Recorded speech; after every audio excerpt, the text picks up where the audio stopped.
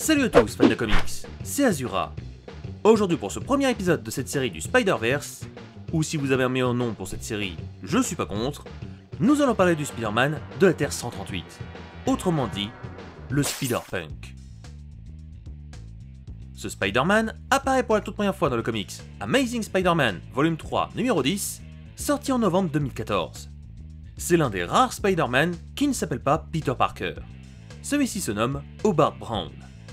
Il a été créé par Dan Slott et par Olivier Coipel. Monsieur Coipel qui aura aussi créé le personnage de Layla Miller, une jeune mutante qui a le pouvoir de guérir une personne d'un simple toucher, mais qui a aussi le pouvoir de ressusciter les morts. Cependant, la personne ressuscitée perd son âme au passage et devient une coquille vide. Bref, revenons sur Spider-Punk. Comme vous vous en doutez, ce Spider-Man n'a jamais eu le droit à son propre jeu. Il apparaît seulement en tant que skin alternatif dans Spider-Man Unlimited et dans Spider-Man sur PS4. Par contre, ce qui est assez étonnant, c'est que ce Spider-Man possède quelques figurines à son image. Une figurine où il a une pose dynamique pour des prix plutôt raisonnables, une Hot Toys pour des prix ahurissants, mais c'est normal pour des Hot Toys, et il a même eu droit à sa version pop. Moi je suis pas fan, mais chacun ses goûts. Maintenant qu'on a parlé de sa création, on va plutôt parler de son histoire, qui est bien différente de l'histoire du Peter Parker de l'univers 616. Dans son univers, Hobart, que je vais dès à présent surnommer Obi, est un adolescent un peu grossier et qui s'est fait piquer par une araignée qui a été irradiée par un déversement illégal de déchets. Malheureusement, ce passage n'est pas illustré dans les comics. On passe donc rapidement à la suite, où on retrouve le Spider-Punk à la tête d'un groupe de résistants qui se battent contre le président Osborn. Ce cher président utilisa alors le symbiote de Venom pour renforcer ses troupes et asseoir sa domination sur le groupe de résistants. Cependant, le Spider-Punk apprit rapidement que les symbiotes étaient sensibles au son très strident et utilisa 15 000 volts de pump rock crachés par une armée d'amplis pour neutraliser les symbiotes. Dans la mêlée, Obi se retrouva face à Norman. L'homme d'affaires sortit un revolver et visa Obi, qui, de son côté, prit sa guitare et fracassa la tête de son ennemi juré avec. Débarrassé de Norman, le Spider-Punk se démasqua devant tout le monde. Le supérieur Spider-Man, de son côté, le sélectionna pour son équipe de la Spider-Army, car il le trouvait colérique, imprévisible, mais aussi très émouvant. Spider-Punk rejoignit alors son équipe et leur donna un coup de main à affronter la grande chasse des héritiers. Après avoir réussi à les repousser, Obi retourna dans son univers, mais demanda quand même à Spider-UK de surveiller attentivement Karn, l'ancien héritier, car il sentait que quelque chose allait arriver. Obi avait presque visé juste, car le supérieur Spider-Man tua Karn et essaya de détruire la toile de la destinée.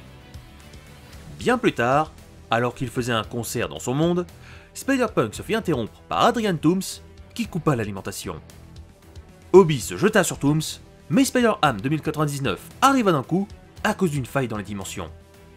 Il amena de force l'autre Spider-Ham sur la Terre 001 où se trouvaient plusieurs autres Spider-Man. Quand Spider-Punk rencontra Spider-Gwen, il se retrouva tout excité car dans son monde, Gwen Stacy est une musicienne de génie et une très grande star. Il invita les autres Spider-Man à venir dans son monde pour qu'ils constatent la faille dimensionnelle qui était dans le ciel. Soudain, Dr. Doom 2099 arriva depuis la faille avec plusieurs Dogbots.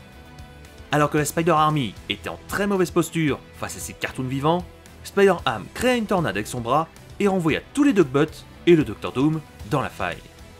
Alors que Spider-Ham se vantait de les avoir renvoyés, il se fit écraser par quelque chose de colossal. Deux robots géants venaient d'atterrir sur l'univers de Spider-Punk. Les Web Warriors attaquèrent le robot Octavius, mais sans résultat, quand soudain, l'équipe des Spider-Man se retrouvèrent séparés sur plusieurs univers différents. Spider-Punk resta sur sa planète, avec Spider-Girl et Lady Spiders, et avec le robot géant Spider-Man.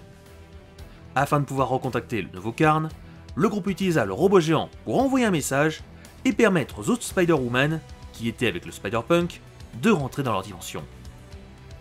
Bien plus tard, alors qu'il faisait sa loi dans son univers face à un voyou du nom de Eric Master, un éclair pulvérisa l'homme qui était déjà à terre.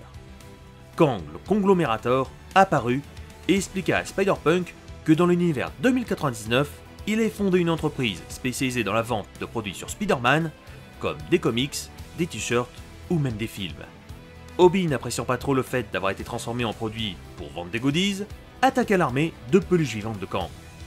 Spider-Punk prit la fuite et demanda à Captain Anarchy de lui donner une cassette spéciale pour réveiller une bombe atomique.